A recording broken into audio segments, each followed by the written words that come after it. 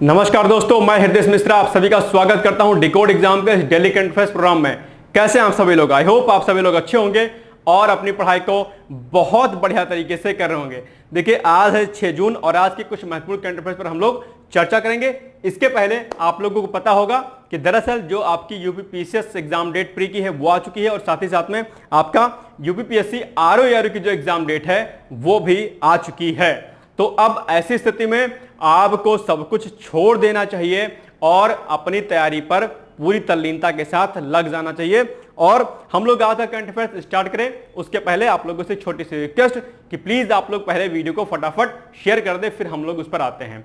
अब चूंकि आज हम लोग थोड़ा सा एक मोटिवेशनल चीजों के से बात करते हैं, चूंकि डेट आपकी ऑलरेडी आ चुकी है, तो एक बात आप लोग ध्यान रखिए कि अब अपने समय को पूरी शक्ति के साथ अपने ऊपर लगा दीजिए, अपने सिलेक्शन पर लगा दीजिए हर हाल में। क्योंकि जो है अगर आप अपने समय को अभी परिश्रम में नहीं लगाएंगे तो क्या होगा, दिक्कत हो जाएगी। ध्यान रखिएगा, ठीक है।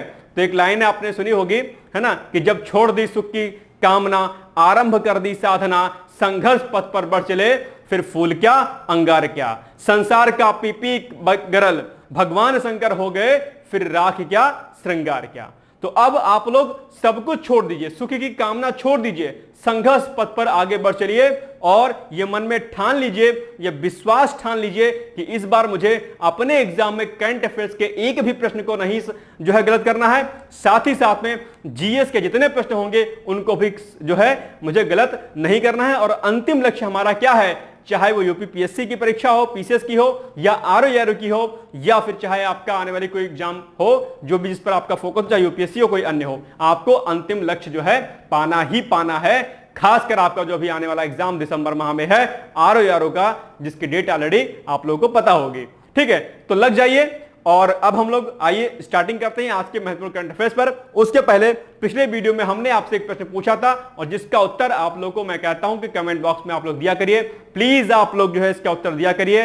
नंबर ऑफ स्टूडेंट्स बढ़ रहे हैं और ये नंबर बढ़ने चाहिए। हर दिन प्रतिदिन आप लोग उत्तर बढ़ाइए अपने और ज्यादा से ज्यादा लाइक करिए और वीडियो को शेयर करिए। आइए हम लोग देखते हैं कि क्वेश्चन हमारा क्या था।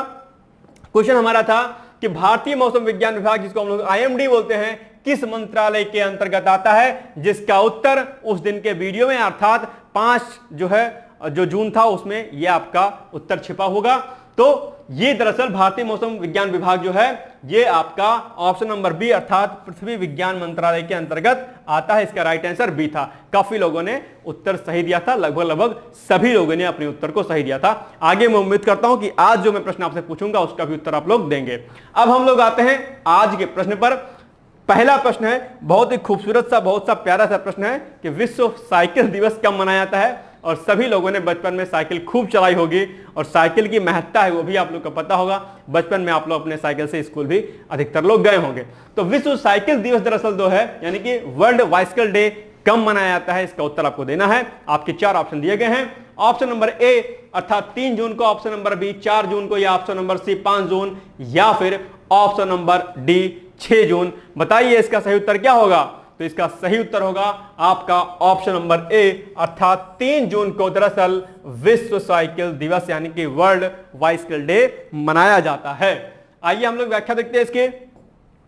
तो विश्व साइकिल दिवस प्रतिवर्ष 3 जून को मनाया जाता है और उद्देश्य क्या है, उद्देश्य यानी इसका मोटो है कि साइकिल की महत्ता के बारे में लोगों को जागरूक किया जाए, बताया जाए। और आपको पता है कि जिस तरीके से वैश्विक स्तर पर पर्यावरणीय प्रदूषण बढ़ा हुआ है, ग्लोबल वार्मिंग, क्लाइमेट चेंज जैसी स्थिति जो आई हुई है, उसके बचाव हेतु साइकिल चलाना अपने आप में जो है क्या कहते हैं काफी लाभकारी सिद्ध हो सकता है, क्योंकि इसमें कोई कार्बन का एक्सक्रीशन नहीं होता है। इससे न सिर्फ पर्यावरणीय प्रदूषण रुकता है बल्कि स्वास्थ्य के दृष्टिकोण से भी ये आपके लिए क्या है, लाभकारी है। और बड़े जो कंट्री हैं यानी कि जो डेवलप कंट्री हैं वहां पर अधिकतर लोग जो सार्वजनिक जो साधन है उसका प्रयोग करते हैं, या फिर जो छोटे मोटे जो जगह होती हैं यानी कि जो आसपास के क्षेत्र होते हैं वहां पर वो लोग साइकिल से जाते हैं। डेवलप्ड कंट्री की मैं बात कर रहा हूं, इसलिए ऐसे कंट्री से आप लोग सीखिए। साइकिल बहुत जरूरी है। कोशिश क्या करिए कि आसपास जो है जो आप लोग साइकिल चलाना ना भूलें, यानी कि साइकिल से ही अपनी चीजों को करें। जितना ज्यादा आप जो है मोटर गाड़ी यानी कि बाइक वगैरह का इस्तेमाल कम करेंगे उतना ही ज्यादा समाज के लिए बेहतर होगा। और चूंकि अभी हीट वेव आप लोगों ने देखा कि किस तरीके से बढ़ रही है, इसमें भी जो है क्या कहते हैं जो परिवहन है उसका बहुत बड़ा योगदान है, क्योंकि उससे बहुत प्रकार की जहरीली गैसेस होती हैं और जो पर्यावरणीय दृष्टिकोण से क्या है हार्मफुल होती हैं, कहीं ना कहीं ग्रीन हाउस इफेक्ट को बढ़ाती हैं और फिर क्या होता है हीट वेव बढ़ता है। तो साइकिल की महत्ता बहुत ज्यादा है, इसलिए इसको ध्यान रखना। चलिए आगे बढ़ते हैं हम लोग। अगर हम लोग इसकी पृष्ठभूमि की बात करते हैं, बैकग्राउंड की बात करते हैं, तो वर्ष 2018 में संयुक्त राष्ट्र महासभा, पॉइंट याद रखिएगा, किसके द्वारा? संयुक्त राष्ट्र महासभा के द्वारा विश्व साइकिल दिवस मनाए जाने की घोषणा की गई है। तो आपसे पूछ सकता है कि विश्व साइकिल दिवस किसने मनाए जाने की घोषणा की थी, किसके द्वारा? तो आपको तुरंत बताना है संयुक्त राष्ट्र महासभा के द्वारा दरअसल विश्व साइकिल दिवस मनाए जाने की घोषणा की गई थी। चलिए आगे बढ़ते हैं हम लोग। क्वेश्चन नंबर 2 है हमारा कि वर्ष 2023-24 में भारत को किस देश के द्वारा सबसे अधिक एफडीआई प्राप्त हुआ? क्या प्राप्त हुआ? एफडीआई। ये बहुत इंपॉर्टेंट है और वर्ष 2013-14 के आसपास ये एफडीआई बहुत ज्यादा चर्चाओं में था, आप लोगों को अगर ध्यान होगा तो 2010 या 11 की बात है, हाँ 11-12 की बात है, ठीक है। उस टाइम एफडीआई को लेकर के बहुत सारी चीजें सामने आ रही थी। तो एफडीआई जिसको हम लोग बोलते हैं फॉरेन डायरेक्ट इन्वेस्टमेंट, अर्थात प्रत्यक्ष विदेशी निवेश इसको बोलते हैं। क्या बोलते हैं? प्रत्यक्ष विदेशी निवेश बोलते हैं। तो अभी आपको बताना है कि वर्ष 2023-24 में जो आपका एफडीआई है अर्थात जो प्रत्यक्ष विदेशी निवेश है वो किस देश के द्वारा भारत में सबसे ज्यादा आया है। 4 ऑप्शन आपके दिए गए हैं। नंबर ए आपका अमेरिका, नंबर बी आपका नेपाल, ऑप्शन सी सिंगापुर या फिर ऑप्शन नंबर डी फिजी। तो इसका जो सही उत्तर होगा वो होगा आपका ऑप्शन नंबर सी अर्थात सिंगापुर में अभी वर्ष 2023-24 के हिसाब से यानी कि सिंगापुर से सबसे ज्यादा एफडीआई भारत में आया है। और अगर हम दूसरे नंबर के देश की बात करें कि दूसरे देश पर कौन सा रहा है एफडीआई आने में भारत में, तो वो रहा है आपका मॉरिशस, जो कि यहां पर क्या है दूसरे नंबर पर है। ये पॉइंट भी आपको क्या करना है, ध्यान रखना है। एक बात मैं आपको यहां पर बता दूं कि जो सरकारी जो भी आंकड़ा 2023-24 का जो आया हुआ है उसके अनुसार सिंगापुर तो देश है जिसने एफडीआई सबसे ज्यादा दिया है भारत को, लेकिन अगर हम लोग ओवरऑल बात करते हैं तो दरअसल वर्ष 2023-24 में एफडीआई दरअसल कम भी हुआ है वैश्विक स्तर पर। इस बात को भी आपको ध्यान रखना है। और जो सिंगापुर का जो एफडीआई है वो भी कम हुआ था, हालांकि ये प्रथम स्थान पर बना हुआ है। तो ये पॉइंट भी आपको ध्यान रखना है। कुछ गतिविधियां थी बीच में जिसकी वजह से जो है वैश्विक उथल पुथल और अन्य चीजों के कारण की वजह से कहीं ना कहीं 2023-24 में जो एफडीआई है वो कम आया है। हालांकि विगत वर्षों में एफडीआई की संख्या मतलब एफडीआई जो है क्या है बढ़ा था, लेकिन 2023-24 में क्या है थोड़ा सा घटा हुआ है। चलिए आगे बढ़ते हैं हम लोग। नेक्स्ट है अंतरराष्ट्रीय परमाणु ऊर्जा एजेंसी का मुख्यालय कहां पर है। अभी ये चर्चा में रहा है क्योंकि इसकी भी बैठक हाल ही में हुई थी, तो चर्चा में है। इसका आपको क्या बताना है, मुख्यालय अर्थात हेडक्वार्टर बताना है। 4 ऑप्शन आपके दिए गए हैं कि बताइए अंतरराष्ट्रीय परमाणु ऊर्जा एजेंसी का मुख्यालय कहां पर है। Option number A Bhutan, B Myanmar, C Austria यानी कि वियना में, या फिर आपका ऑप्शन नंबर डी इनमें से कोई नहीं। इसका सही उत्तर होगा आपका ऑप्शन नंबर सी अर्थात जो है अंतरराष्ट्रीय परमाणु ऊर्जा एजेंसी का मुख्यालय कहां पर है, ऑस्ट्रिया अर्थात वियना में, यानी कि वियना। ठीक है, चलिए व्याख्या देखते हैं हम लोग फटाफट। तो अंतरराष्ट्रीय परमाणु ऊर्जा एजेंसी जिसको हम लोग क्या कहते हैं, जिसको हम लोग कहते हैं इंटरनेशनल एटॉमिक एनर्जी एजेंसी यानी कि IAEA का मुख्यालय वियना यानी कि ऑस्ट्रिया में क्या है स्थित है। इस पॉइंट को आपको ध्यान रखना है। दूसरा महत्वपूर्ण जो पॉइंट है ये एक क्या है, एक अंतरराष्ट्रीय एक अंतर सरकारी क्या है संगठन है। क्या है, अंतर सरकारी संगठन है। और दूसरा महत्वपूर्ण पॉइंट इसमें यह कि वर्ष 1957 यानी कि वर्ष 1957 में संयुक्त राष्ट्र के द्वारा इसकी स्थापना की गई थी।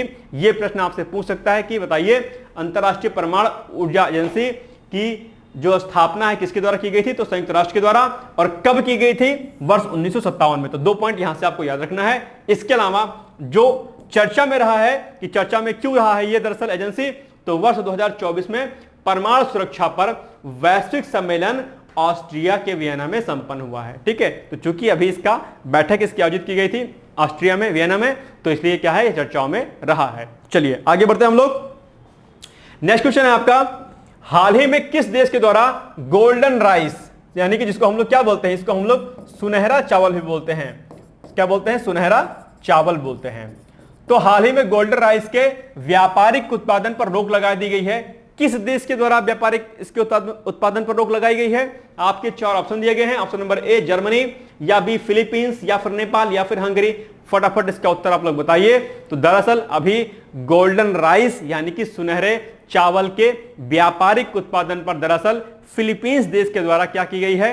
रोक लगा दी गई है। ध्यान रखना, सुनहरे चावल से प्रश्न आपके जीएस में कई बार पूछा गया है, ध्यान कर लेना, तुरंत नोट डाउन कर लेना। क्या? सुनहरा चावल। जब का क्या? सुनहरा चावल, सुनहरा चावल। एक बात बता दूं कि दरअसल क्या है, प्रश्न आपसे जीएस से पूछा है दरअसल सुनहरे चावल से कि बताइए सुनहरे चावल में कौन सा विटामिन पाया जाता है प्रचुरता में? तो आपको तुरंत उत्तर देना है विटामिन ए। कौन सा? Vitamin A. ये आपके जीएस में बहुत बार पूछा है एग्जाम में, पीओक्यूज उठा के देख लेना, तो इसलिए आपको रेडी कर लेना है। ठीक है, इसके अलावा सुनहरे चावल में दरअसल क्या होता है? बीटा कैरोटीन की प्रेजेंस होती है। किसकी? Beta carotene. यह भी एग्जाम में पूछा है, ध्यान कर लेना। एक बार और बता दूं कि फिलीपींस ने ना सिर्फ सुनहरे चावल के व्यापारिक रोक पर लगाई है, बल्कि इसने जो वीटी कॉटन होता है, क्या? वीटी कॉटन, ठीक है, वीटी कॉटन के उत्पादन पर भी क्या है? रोक लगा दिया गया है। यह पॉइंट भी आपको ध्यान रखना है। और जो वीटी कॉटन होते हैं या जो सुनहरे चावल है, सुनहरा चावल क्या है? जेनेटिकली मॉडिफाई यानी कि जो आनुवांशिक रूप से इसको बनाया गया है। ये सुनहरा चावल उन देशों के लिए या उन क्षेत्रों के लिए लाभदायी था जहां के लोगों में विटामिन ए की कमी थी। ऐसे लोगों के लिए विटामिन ए की प्रचुरता को क्या कहते हैं? बढ़ाने के लिए सुनहरे चावल का सदुपयोग किया गया था। हालांकि इस पर जो है मतभेद बहुत हैं। गोल्ड, ये जो बीटी कपास है, बीटी कपास को लेकर के भी, बीटी कपास जो है ये बैसिलस थोरेंजिसिस नामक बैक्टीरिया के उससे बनाया जाता है। बैसिलस थोरेंजिसिस कभी कभी परीक्षा में पूछता है, ध्यान रखना। बीटी कपास, बीज को हम लोग बोलते हैं बीटी कॉटन बोलते हैं। ठीक है, बीटी कॉटन पर भी कई बार आपके एग्जाम में मेंस में प्रश्न पूछा है आपसे। ठीक है, ध्यान रखना। तो इन दोनों पर दरअसल फिलीपींस ने क्या कर दिया है? रोक लगा दिया है, क्योंकि जो जेनेटिकली जो मॉडिफाई जो क्रॉप्स होती हैं, यानी जो आनुवांशिक रूप से जो संशोधित जो क्रॉप्स होते हैं, वो दरअसल कहीं ना कहीं पर्यावरण के लिए हानिकारक होते हैं। और सबसे बड़ा जो नुकसान होता है, जो हाइब्रिड फसल होती हैं यानी कि जो जीएम क्रॉप्स होती हैं, उन फसलों को एक बार जब आप जो उनकी बुआई करते हैं और उसके बाद जो उसका बीज होता है, उस बीज को आप दोबारा से जो है खेतों में नहीं डाल सकते हैं। जबकि इसका ठीक उलट जो देसी फसलें हमारी होती हैं, देसी फसलों की खास बात यह होती है कि एक बार आपने किसी फसल को बोया, उसके बाद जो उसका बीज हमें प्राप्त होता है, उस बीज को आप कई बार उसका उपयोग कर पाते हो। इससे जो किसान होते हैं उनका पैसा बचता है, खर्च बचता है। जबकि जीएम क्रॉप्स में उन्हें हर बार नई बीज लेनी पड़ती है और उसका उत्पादन करना पड़ता है। ऐसे में उनकी जेब ढीली होती है, अर्थात उनकी आर्थिक स्थिति मजबूत नहीं हो पाती है, कमजोर होती है। तो ये इसके कुछ जो है प्लस माइनस पॉइंट्स हैं। इसके साथ साथ में जो पर्यावरणीय दृष्टिकोण से भी क्या कहते हैं, ये जो क्रॉप्स होती हैं वो इतनी ज्यादा क्या कहते हैं लाभदायी नहीं होती, हानिकारक होती हैं। और इतने कोई खास मिनरल्स भी इसमें बहुत ज्यादा नहीं पाए जाते हैं। दरअसल जीएम क्रॉप्स या हाइब्रिड क्रॉप्स जो होते हैं, उनका मुख्य उद्देश्य यही था दरअसल कि इससे पैदावार को बढ़ाया जाए। ध्यान रखना, ठीक है। तो इस पर हालांकि बहुत ज्यादा विवाद है, कभी इस पर हम लोग आर्टिकल के माध्यम से इस पर चर्चा कर लेंगे। ठीक है, चलिए अब 2-3 फैक्ट इसमें बहुत महत्वपूर्ण है जो आपको पता होने चाहिए। पहला फैक्ट कि अंतरराष्ट्रीय अनुसंधान चावल केंद्र कहां पर है? फिलीपींस में है। आपके एग्जाम के लिए क्या है, बहुत ही इंपॉर्टेंट है, ध्यान रखिएगा, एग्जाम में पूछा भी गया है, पीवाईक्यूज में देखना। इसके अलावा दूसरा जो प्रश्न आपके जीएस से पूछता है वो क्या है? वो है राष्ट्रीय अनुसंधान चावल केंद्र कहां पर है? कटक उड़ीसा में है। यह प्रश्न भी कई बार आपके एग्जाम में पूछा है। तो 2 पॉइंट आपके यहां पर सीधे तौर पर क्या हो गए, इंपॉर्टेंट हो गए, ध्यान रखिएगा।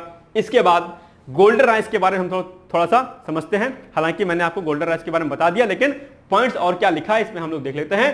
तो इसमें क्या होता है, गोल्डन राइस में बीटा कैरोटीन पाया जाता है और प्रोविटामिन ए पाया जाता है। इसके अलावा अगर हम लोग विटामिन ए की बात करते हैं तो दरअसल विटामिन ए गाजर, पपीता, शकरकंद आदि में पाया जाता है और कुछ जो है क्या कहते हैं मीट वगैरह में पाया जाता है। ठीक है, तो आपके एग्जाम में दरअसल विटामिन ए का स्रोत क्या है, यह प्रश्न भी आपके एग्जाम में कई बार पूछा है। तो विटामिन ए के स्रोत के बारे में आप लोग पढ़ लीजिएगा। साथ ही साथ में आपके वायु में विटामिन और डिजीज 2 टॉपिक ऐसे हैं जहां पर प्रश्न पूछ लेते हैं। आज ही उठा करके किताब लूसेंट की अपने विटामिन और डिजीज वाले चैप्टर को कम से कम कर लीजिएगा। ना डिजीज वाले चैप्टर को करिएगा तो कम से कम विटामिन के चैप्टर को आज अच्छे तरीके से पढ़ लीजिएगा। यह आपका आज का पहला टास्क है। चलिए आगे बढ़ते हैं हम लोग। नेक्स्ट है यमुना बोर्ड का गठन हुआ था। ये यमुना बोर्ड आजकल जो है क्या है, चर्चा में रहा है, तो पहले हम लोग यही समझ लेते हैं कि दरअसल चर्चा में यमुना बोर्ड क्यों रहा है, क्योंकि अभी हाल ही में सुप्रीम कोर्ट यानी कि माननीय उच्चतम न्यायालय ने केंद्र सरकार को यह आदेश दिया है कि वो यमुना बोर्ड की बैठक को बुलाए और दिल्ली में जो जल संकट है, अभी दिल्ली में अगर आप लोग कभी रहे होंगे या रह रहे होंगे तो आप लोगों ने जल की समस्या को वहां पर करीबी से महसूस किया होगा। ठीक है, तो जल संकट को दूर करने के लिए सुप्रीम कोर्ट ने जो है कहा है कि भाई यमुना बोर्ड की बैठक को बुलाओ और जल संकट को दूर करो, और यमुना बोर्ड पर विवाद अभी बना हुआ है, तो इसलिए चर्चा में है। आपसे प्रश्न पूछा गया है कि बताइए यमुना बोर्ड का गठन कब हुआ था। आपके 4 ऑप्शन दिए गए हैं, 1995, 1998, सन 2000, 2015। तो इसका सही उत्तर क्या होगा? इसका सही उत्तर होगा आपका ऑप्शन नंबर ए, अर्थात 1995 में, यानी कि वर्ष 1995 में। तो यमुना बोर्ड का गठन कब हुआ था? 1995 में हुआ था। चर्चा में क्यों है वही मैंने आपको बता दिया कि सुप्रीम कोर्ट ने यानी कि एससी ने केंद्र सरकार को निर्देश दिया है कि वह यमुना बोर्ड की बैठक कर दिल्ली के जल संकट को दूर करे। दरअसल दिल्ली में जो जल विवाद है कई जो है सालों से बना हुआ है, और यमुना जल बोर्ड के अंतर्गत जो है कई राज्य आते हैं, जिसमें आपका हरियाणा हुआ, उत्तर प्रदेश हुआ, ठीक है, और 1-2 स्टेट और हो गए हैं। आप इसको एक बार देख लीजिएगा अच्छे तरीके से, और शायद पंजाब भी इसमें आता है। तो ये 4-5-6 स्टेट हैं इसमें सम्मिलित हैं, और कौन कौन से स्टेट है एक बार आप इसको आप सर्च कर लीजिएगा, मुझे ध्यान अभी नहीं आ रहा है फिलहाल, तो इसको आप लोग देख लीजिएगा। तो इसीलिए यमुना बोर्ड भी चर्चाओं में है कि ताकि वहां पर जो जल संकट बना हुआ है दिल्ली में वो क्या हो, दूर हो जाए। ठीक है, चलिए आगे हम लोग बढ़ते हैं। नेक्स्ट है रामकृष्ण मिशन की स्थापना कब हुई थी? क्योंकि चर्चाओं में विवेकानंद जी भी बने हुए थे। क्या कहते हैं, मोदी जी जो है विवेकानंद रॉक मेमोरियल में गए हुए थे वहां पर, और उसके माध्यम से रामकृष्ण मिशन भी चर्चा में है। तो रामकृष्ण मिशन की स्थापना कब हुई थी ये आपको बताना है। आपके 4 ऑप्शन दिए गए हैं, 1852, 1857, 1897 या फिर 1902। आपको सही उत्तर बताना है कि इसका राइट आंसर क्या हो जाएगा, बताइए फटाफट। तो रामकृष्ण मिशन की जो स्थापना हुई थी कब हुई थी? वो हुई थी आपकी, कौन सा ऑप्शन है? ऑप्शन नंबर सी, अर्थात 1857 में, यानी कि ऑप्शन नंबर बी हो जाएगा इसका क्या सही उत्तर। कौन सा? बी वाला इसका उत्तर हो जाएगा। सही ध्यान रखिएगा, ठीक है, ये वाला उत्तर। और रामकृष्ण मिशन की अगर हम लोग बात करते हैं तो रामकृष्ण मिशन की स्थापना किसने की थी? स्वामी विवेकानंद जी ने की थी, यह भी आपको ध्यान रखना है। ठीक है, चलिए रामकृष्ण मिशन की स्थापना वर्ष 1897 में हुई थी, यानी कि 1997 में, 1897 में, और इनकी स्थापना स्वामी विवेकानंद जी ने की थी, यह भी पॉइंट ध्यान रखना है। और अगर हम लोग इसके मुख्यालय की बात करते हैं रामकृष्ण मिशन की, तो इसका मुख्यालय कहां पर है? कोलकाता के बेलूर में है, यह पॉइंट भी आपको ध्यान रखना है। और रामकृष्ण मिशन पर आपके इतिहास विषय में यानी कि जीएस पेपर फर्स्ट में मुख्य परीक्षा में आपसे इस पर शॉर्ट नोट्स लिखने के लिए आ सकता है, यानी कि टिप्पणी लिखने के लिए आ सकता है, इसलिए रामकृष्ण मिशन को भी आप लोग रेडी कर लीजिएगा। ठीक है, चलिए आगे बढ़ते हैं हम लोग। नेक्स्ट है भारत के प्रथम मुख्य चुनाव आयुक्त कौन थे? ये आपको बताना है, और अभी हाल ही में चुनाव आयोग चर्चा में रहा है, भारत निर्वाचन आयोग चर्चा में रहा, इसलिए आपको इसका उत्तर देना है। तो 4 ऑप्शन दिए गए हैं कि प्रथम मुख्य चुनाव आयुक्त कौन थे? सुकुमार सेन थे, या अर्जुन सेन थे, या फिर टीएन शेषन थे, या फिर इनमें से कोई नहीं। तो इसका सही उत्तर होगा आपका ऑप्शन नंबर ए, अर्थात सुकुमार सेन जो है क्या थे, यहां प्रथम जो है क्या थे? मुख्य चुनाव आयुक्त थे। आइए हम लोग देखते हैं इनके बारे में थोड़ा सा पॉइंट। ये प्रश्न आपके एग्जाम के लिए बहुत महत्वपूर्ण है, ध्यान रखिएगा। तो भारत के प्रथम मुख्य चुनाव आयुक्त सुकुमार सेन थे, एक बात। दूसरा पॉइंट, अगर हम इनके कार्यकाल की बात करते हैं कि इनका कार्यकाल कब तक था, तो इनका कार्यकाल दरअसल वर्ष 1950 से लेकर के वर्ष 1958 तक का था। किसका कार्यकाल? सुकुमार सेन जी का। कौन थे ये? भारत के प्रथम चुनाव आयुक्त थे। इसके अलावा उन्होंने अंतरराष्ट्रीय निर्वाचन आयोग के अध्यक्ष के रूप में भी कार्य किया, यह भी पॉइंट आपको ध्यान रखना है। इसके अलावा वर्ष 1954 में उन्हें पद्म भूषण सम्मान से भी सम्मानित किया गया था। यह फैक्ट भी आपके एग्जाम के लिए क्या है? बहुत ही महत्वपूर्ण है।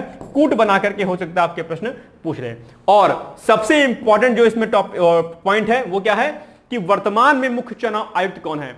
ऐसे प्रश्न आपके एग्जाम में कई बार पूछा जाता है। जो भी संवैधानिक या गैर संवैधानिक संस्थाएं होती हैं उनके अध्यक्ष कौन होते हैं, ऐसे प्रश्न आपके एग्जाम में अक्सर पूछ लिए जाते हैं। तो वर्तमान में जो मुख्य चुनाव आयुक्त हैं कौन है? वो हैं आपके राजीव कुमार जी हैं। पॉइंट आपको तुरंत ध्यान कर लेना है। आइए अब हम लोग थोड़ा सा इसके डिटेलिंग देखते हैं कि दरअसल जो निर्वाचन आयोग होता है उसके बारे में कुछ एक पॉइंट्स देखते हैं, क्योंकि जीएस में यहां से कई सारे प्रश्न आपके बनते हैं जो कि आज हम लोग यहां पर देख रहे हैं। सबसे पहले अगर बात करते हैं निर्वाचन आयोग के बारे में, तो संविधान के अनुच्छेद 324 में फट से तुरंत नोट डाउन कर लीजिएगा, यहां से एक प्रश्न बनता है और बहुत बार प्रश्न पूछा है कि निर्वाचन आयोग की बात दरअसल भारतीय संविधान में किस आर्टिकल में, किस अनुच्छेद में है, आपको तुरंत उत्तर देना है अनुच्छेद 324 में। तो संविधान के अनुच्छेद 324 में निर्वाचन आयोग से संबंधित प्रावधान है, ध्यान रखना है। इसके अलावा सेकंड टॉपिक यानी कि सेकंड पॉइंट आपका, यह एक अस्थायी एवं स्वतंत्र निकाय है, यह पॉइंट भी अपने आप में इंपॉर्टेंट है, ध्यान रखिएगा। दूसरा, यह अब ये जो पॉइंट में पढ़ने जा रहा हूं, ये क्या आपका वेरी वेरी मोस्ट इंपॉर्टेंट, कई बार यहां से प्रश्न पूछा है, यानी कि जो निर्वाचन आयोग है भारत का, ये क्या करता है, ये संसद, राज्य विधानमंडल, राष्ट्रपति एवं उपराष्ट्रपति के पदों के निर्वाचन के लिए संचालन, निर्देशन व नियंत्रण की जिम्मेदारी लेता है। यानी कि जो भारत का निर्वाचन आयोग होता है वो किसका किसका इलेक्शन कराता है, वो संसद का, संसद में आपका लोकसभा और जो कहते हैं राज्यसभा दोनों आ जाएगा। इसके अलावा राज्य विधानमंडल यानी कि विधानसभा विधान परिषद दोनों, इसके अलावा राष्ट्रपति और उपराष्ट्रपति, इनका निर्वाचन कराता है कौन, निर्वाचन, ये भारत का निर्वाचन आयोग। और यहां से प्रश्न कई बार पूछा है। एक बात यहां पर दूसरा फैक्ट और बता दूं कि जो पंचायतें होती हैं, पंचायतों का इलेक्शन कौन कराता है, तो पंचायतों का इलेक्शन दरअसल कौन कराता है, राज्य निर्वाचन आयोग कराता है। हर राज्य का अपना निर्वाचन आयोग होता है और राज्य निर्वाचन आयोग के द्वारा पंचायतों का इलेक्शन कराया जाता है। और जो पंचायत की अगर बात आ गई, तो पंचायत वाला जो चैप्टर है वो भी आपके एग्जाम के लिए बहुत ही महत्वपूर्ण है। और त्रिस्तरीय पंचायती राज व्यवस्था जो थी उसको कौन लेके आया था, उसको लेके आए थे बलवंत राय मेहता समिति की अनुशंसाओं के आधार पर त्रिस्तरीय पंचायती राज व्यवस्था की शुरुआत की गई थी। कब की गई थी, बाकी डिटेलिंग आप लोग देख लीजिएगा इसको, ठीक है। चलिए, तो ये कुछ फैक्ट हैं जो आपके एग्जाम के लिए क्या है, बहुत ही महत्वपूर्ण है, नोट डाउन कर लीजिएगा इसको। आगे हम लोग देखते हैं कि निर्वाचन आयोग मुख्य निर्वाचन आयुक्त, ठीक, और अन्य निर्वाचन आयुक्त से मिलकर के बना होता है, एक पॉइंट। और इसमें एक फैक्ट और तो नोट करिएगा फटाक से कि इसकी नियुक्ति किसके द्वारा की जाती है, इनकी नियुक्ति दरअसल राष्ट्रपति महोदय के द्वारा की जाती है। यह प्रश्न भी आपकी परीक्षा में पूछा जाता है। इसके अलावा अगर हम इनके कार्यकाल की बात करते हैं, जो कि कई बार पूछा है आपके एग्जाम में, तो इनका कार्यकाल 65 वर्ष तक की आयु तक या जो भी पहले हो तक होती है, ठीक है। यह फैक्ट भी आपके एग्जाम के लिए महत्वपूर्ण है और भारतीय निर्वाचन आयोग आपके एग्जाम में बहुत बार पूछा गया है, तो इसको अच्छी तरीके से जितने पॉइंट्स मैंने आपको बताए इसको नोट कर लीजिएगा। चलिए आगे बढ़ते हैं हम लोग। लास्ट क्वेश्चन आज का हमारा है कि प्रवाह, हाल ही में प्रवाह सॉफ्टवेयर किसके द्वारा विकसित किया गया है। आपके 4 ऑप्शन दिए गए हैं, चारों ऑप्शन में से एक सही उत्तर है। बताइए प्रवाह सॉफ्टवेयर अभी हाल ही में किसके द्वारा विकसित किया गया है, तो इसका सही उत्तर होगा आपका ऑप्शन नंबर बी, अर्थात इसरो के द्वारा भी हाल ही में प्रवाह सॉफ्टवेयर को विकसित किया गया है। क्या कुछ है, आइए हम इसको देखने का प्रयास करते हैं। तो हाल ही में प्रवाह यानी कि parallel range solver for aerospace vehicle aerothermodynamic analysis इसको बोलते हैं, ठीक है। किसको, प्रवाह को इसरो के द्वारा विकसित किया गया है, ध्यान रखिएगा, इंपॉर्टेंट पॉइंट है। और ये क्या है, ये कंप्यूटेशनल फ्लूइड डायनेमिक्स सॉफ्टवेयर है, इंपॉर्टेंट है।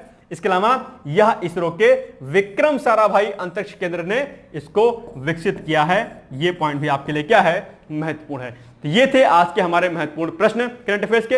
अब हम आते हैं आज के अभ्यास प्रश्न पर, जिसका उत्तर आज के वीडियो में छुपा मिलेगा आपको, इसको उत्तर आपको देना है। तो आपके क्वेश्चन क्या है, आपका क्वेश्चन है कि मुख्य निर्वाचन आयुक्त का कार्यकाल होता है कितने वर्ष का, 60 वर्ष का, ऑप्शन नंबर ए सॉरी, या फिर ऑप्शन नंबर बी 62 वर्ष यानी कि 62 वर्ष, या फिर ऑप्शन नंबर सी 65 वर्ष, या फिर ऑप्शन नंबर डी 55 वर्ष। बताइए इसमें से कौन सा उत्तर सही है। इसका उत्तर आप लोगों को कमेंट बॉक्स में जरूर देना है। मैं पूरी उम्मीद करता हूं कि आप इसका उत्तर जरूर देंगे, ठीक है। चलिए अब हम आते हैं आज के मुख्य परीक्षा के प्रश्न पर कि दरअसल मुख्य परीक्षा में कौन से प्रश्न बनेंगे। पहला प्रश्न मुख्य परीक्षा के लिए, जीएम क्रॉप्स यानी कि जेनेटिकली मॉडिफाई यानी कि अनुवांशिक शोषित जो फसलें होती हैं वो कौन होती हैं, इस पर टिप्पणी करना है। दूसरा प्रश्न, एफडीआई क्या है यानी कि फॉरेन डायरेक्ट इन्वेस्टमेंट क्या है, और हाल ही में भारत में एफडीआई कम आने के प्रमुख कारणों पर चर्चा करें, यानी कि जो अभी वर्ष 2023-24 का जो डेटा आया है उसमें कम एफडीआई क्यों आया है, इन पर आपको चर्चा करनी है, यह प्रश्न आपको लिखना है। चलिए तो ये हो गया आपके प्रश्न, ठीक है। अब एक बात ध्यान रखना कि ये जो जीएम फसल वाला है ये आपका दरअसल कहां पे जाएगा, ये जाएगा आपका इकोनॉमिक्स वाले पोर्शन में। इकोनॉमिक्स किसमें, इकोनॉमिक्स में, यानी कि जीएस पेपर थर्ड में। और एफडीआई क्या है, एफडीआई कम क्यों आया है, ये भी आपके जीएस थर्ड में और इकोनॉमिक्स वाले सेक्शन में आपका ये जाएगा। ठीक है, तो ये दो क्वेश्चन आपके इकोनॉमिक्स के हैं जो आपके एग्जाम के लिए क्या है, बहुत ही महत्वपूर्ण है। तो ये हो गया आज का हमारा वीडियो करंट अफेयर्स का। मिलेंगे कल हम लोग, और प्लीज आप लोग कमेंट बॉक्स के माध्यम से उत्तर जरूर दीजिएगा। अगर आप लोग कुछ और बेहतर इसमें करना चाहते हैं तो सुझाव आमंत्रित हैं। आप कुछ और बेहतर चाहते हैं तो मैं और बेहतर करने की कोशिश करूंगा, लेकिन आपके एक लाइक से, आपके कमेंट से मेरा मनोबल बढ़ता है और कुछ और नया बेहतर करने की जो है मेरे में हिम्मत आती है। तो आप लोग प्लीज जो है वीडियो को लाइक जरूर करिएगा। मिलते हैं कल एक नए वीडियो के साथ, तब तक आप सभी लोग पढ़ते रहिए, मस्त रहिए, व्यस्त रहिए। All the best, thank you so much, bye bye, take care.